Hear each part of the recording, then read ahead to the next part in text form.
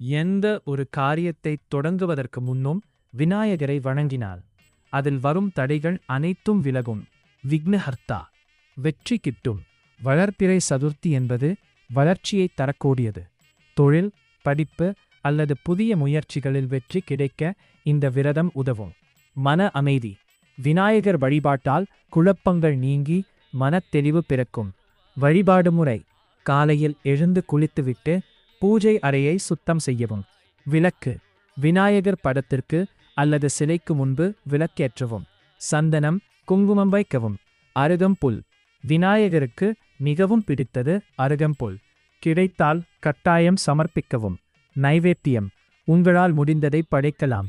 சிறப்பானது மோதகம், கொழுக்கட்டை, அவல், பொரி அல்லது வாழைப்பழம். எளிமையாக வெற்றிலை பாக்கு, பழம் வைத்தாலும் போதும். விரதம்: நாள் முழுவதும் உணவு உண்ணாமல் இருப்பது சிறப்பு. முடியாதவர்கள் பால், பழம் மட்டும் சாப்பிட்டு விரதம் இருக்கலாம். மாலையில் பூஜை முடித்து சாப்பிடலாம்.